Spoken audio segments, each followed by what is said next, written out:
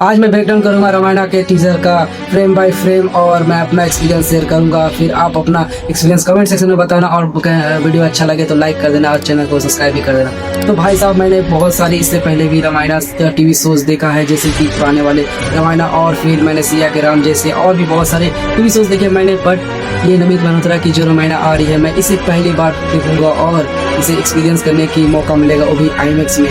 तो चलिए इसे सीन बाय सीन डिकोड करते हैं और देखते हैं नमित मल्होत्रा क्या दूसरा आदि पुरुष बना रहे या फिर कुछ नया ही हिस्ट्री क्रिएट होगा। तो जैसे कि मैं एक्सपेक्ट करता हूँ कि आप लोग पहले टीजर देख चुके होंगे। तो टीजर स्टार्ट ही होता है एक युद्ध भूमि से, जहाँ पर चारों तरफ युद्ध हो रहा होता है और कहीं ना कहीं विस्फोट हो रहा है। तो मैं ये बताना चाहूँगा ये उस समय का सीन हो सकता है जब देवासुर संग्राम हो रहा था और जहाँ पर देव असुर आपस में लड़ रहे थे और जिसमें देवताओं की तरफ से महाराज दशरथ भी पार्टिसिपेट करते हैं युद्ध में और देवताओं का नेतृत्व भी करते हैं, जिसमें उन्हें जीत भी मिलती है। तो ये उस समय का सीन हो सकता है। हम लोग सोच रहे होंगे देव असुर संग्राम का कनेक्शन रामायण से कैसे है, तो मैं इसका बता दूं इसका सीधा सीधा कनेक्शन होता है, क्योंकि इधर महाराज दशरथ के साथ सिर्फ महाराज दशरथ ही नहीं बल्कि उनकी दूसरी पत्नी कैकेयी भी इसमें पार्टिसिपेट करती है और इसमें युद्ध जीतने के बाद वहाँ पर महाराज दशरथ की प्राण की रक्षा भी करती है, जहाँ पर महाराज दशरथ कैकेयी को एक वचन देते हैं कि तुम भविष्य में उसे कुछ भी मान सकती है। और ये वचन का इस्तेमाल उस समय किया जाता है जो एक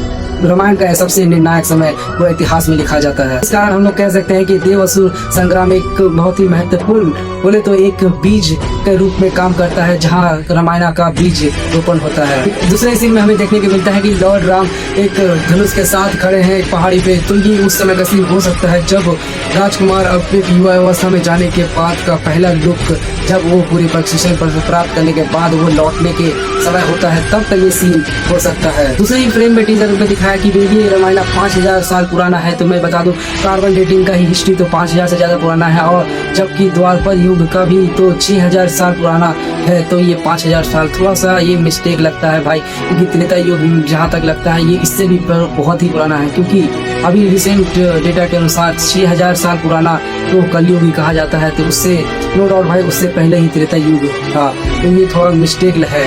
वहीं अगले सीन में दिखाया जा रहा है कि जिस तरह राम जी का स्वागत किया जा रहा है उनके पब्लिक के द्वारा और उनको फूलों का बरसात और चारों तरफ महल फूलों से सजी हुई है। तो ये उस समय का हो सकता है जब वो राम जी अपने तारका युद्ध से वापस आकर उनका राजा बनने का घोषणा हो जाती है और उसे ही पब्लिक सेलिब्रेट करती है। और इसके बाद तो सेकंड फ्रेम में लिखता है आवर प्रोटेक्टर, मतलब जो ये उस समय की बात हो कंफर्म हो जाती है कि जब राम जी तारका से युद्ध करके वो सारे पब्लिक को बचाते हैं और फिर उस समय वो लोगों के दिल में एक मर्यादा पुरुषोत्तम राम के रूप में जाने जाते हैं और एक अच्छे राजा के रूप में जाने जाते हैं। तभी उन्हें पब्लिक स्वीकार करती है एक राजा के रूप में। और ये डेफिनेटली ये उसी समय का सीन है जब उन्हें राजा के रूप में घोषित किया जाने वाला होगा। अगले ही सीन में लॉर्ड राम असुर से लड़ते हुए दिखते हैं, जहां ये वही सीन हो सकता है जब ऋषि विश्वामित्र के यज्ञ को बचाने के लिए वह युद्ध करना पड़ता है अनेक राक्षसों से, उनमें से ही एक से युद्ध करते हुए इस टीजर में दिखाया जा रहा है। इस सीन में लॉर्ड राम धनुष उठाते हुए दिख रहे हैं। भाई ये वही टाइम है जब माता सीता का विवाह उनके साथ होता है, जब वो शिव धनुष को उठाकर प्रतिष्ठा चढ़ा के विजय हासिल करते हैं। और अगले सीन में भगवान राम लक्ष्मण और माता सीता के साथ वो महाराज दशरथ के दरबार में जाते हैं आज्ञा लेने के लिए उससे, ताकि वो वन में प्रस्थान कर सके 14 वर्ष के वनवास के लिए। और फिर वो जब वहाँ से आगे लेके निकलते हैं तब उन्हें पब्लिक वहाँ पे घेर लेती है और फिर उन्हें ना जाने की अनुरोध करते हैं।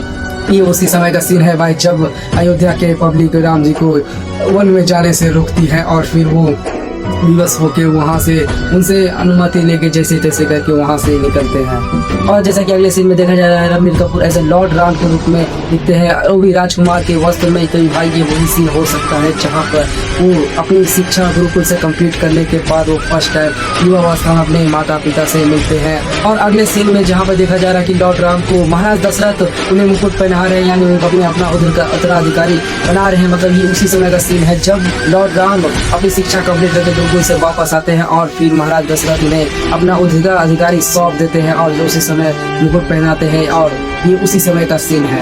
और अगले ही सीन में जहाँ देखा जा रहा है कि लॉर्ड राम और माता सीता महाराज दशरथ से हाथ जोड़ के आशीर्वाद ले रहे हैं। मतलब ये उसी समय का सीन है जब वो दरबार में पहुंचते हैं और उनसे आशीर्वाद लेके वहां से जाने का सोचते हैं। और फिर जैसे ही वो अगला सीन आता है वहीं पे दिखाया जा रहा है कि वो किसी की अस्थियां विसर्जन कर रहे थे। भाई ये उसी समय का सीन है जहाँ पर उन्हें अपना महल छोड़ने के बाद उन्हें अपने दुखद समाचार मिलता है कि उनके पिता महाराज दशरथ अब नहीं रहे। उनके वियोग में उन्होंने अपना प्राण त्याग कर दिया। तब वो वहीं पे एक आश्रम में, वाल्मीकि के आश्रम में रुककर वो उनका अंतिम संस्कार और पिंडदान करते हैं और फिर वो अपना वनवास जारी रखते हैं। और उसके अगले सीन में ही लॉर्ड राम योद्धा के वस्त्र में है, हाथों में धनुष है और फिर अगले सीन में असुर तारका दिखती है जिसके साथ लॉर्ड राम का युद्ध चल रहा होता है। तो ये वही इसी समय का सीन है भाई जहाँ पर लॉर्ड राम और तारका का युद्ध होता है। और फिर क्या था, सबको पता है कि तारका का क्या हाल होता है। उसके अगले सीन में लॉर्ड राम और महाराज दशरथ और उसके और भी भाई लक्ष्मण शत्रुघ्न के साथ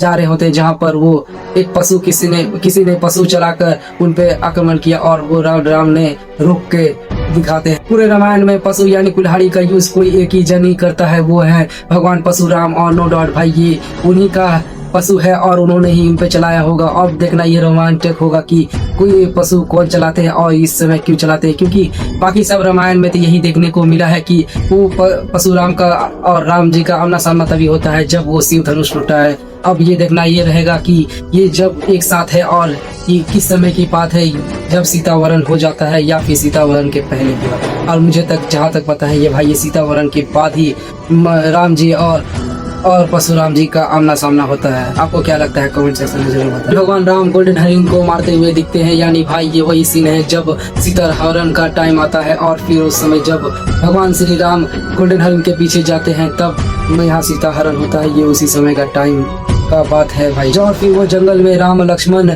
किसी का अंतिम संस्कार करते हुए दिखते हैं। तो भाई ये उसी समय का सीन हो सकता है जब वो जंगल में एक किसी राक्षस की हत्या करते हैं और फिर वो इसी तरह वो वहाँ प्रतिज्ञा करते हैं कि ये अपने वनवास के समय में वो राक्षस को मार देंगे जो समाज में दुष्प्रयोग कर रहे हैं, ऋषियों पर अत्याचार कर रहे हैं। और फिर उस समय वो प्रतिज्ञा लेते हैं और ये उसी समय का सीन हो सकता है। और फिर भाई अगले ही सीन में जहाँ पर देख रहे जा रहे हैं कि राम लक्ष्मण और माता सीता नौका पार कर रहे हैं और उसी के समय में उन्हें भगवान राम को पीछे से राम का पुकार सुनते हैं और वो जो पीछे मुड़ के देखते हैं भाई ये उसी समय का सीन है जब वो वनवास के लिए निकल जाते हैं। और फिर जब उनके पिता दशरथ उनके वियोग में तड़प रहे होते हैं तब उनका बार बार राम राम का नाम जपते हैं और फिर ये वही तड़प उनको भगवान राम को वही सुनाई देती है और फिर वो पीछे मुड़ के देखते हैं। भाई वो जो एक्सप्रेशन है राम का गजब, वो रियल एक्सप्रेशन भाई आदि पुरुष से तक।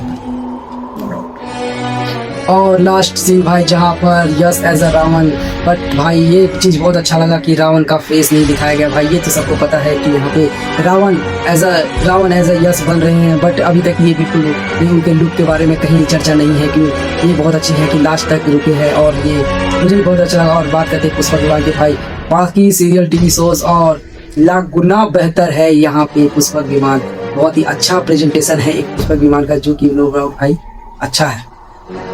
आदि पुरुष से तो लॉग गुना बढ़िया है। और इसमें और ये मैं बिल्कुल नहीं बोलूँगा भाई कि टीवी सीरीज में नहीं अच्छे थे, वो वहाँ पर भी अच्छे थे और यहाँ पर भी काफी बेहतरीन बनाए गए हैं। इससे रावण का उस समय का सीन हो सकता है जब वो तारका का हत्या के बारे में पता चलता है और फिर वो निकल पड़ता है कि आखिर कौन है जो इसकी हत्या कर रहे हैं, उन्हें ढूंढने के लिए ये उस समय का सीन हो सकता है। आपको टीजर का सीन बाय सीन बैकग्राउंड कैसा लगा मुझे कमेंट सेक्शन में बता, और वीडियो अच्छा लगा हो तो लाइक कर देना भाई, चैनल को सब्सक्राइब कर देना। मैं मिलता हूँ आपको नेक्स्ट वीडियो में, तब तक के लिए स्टे हेल्दी।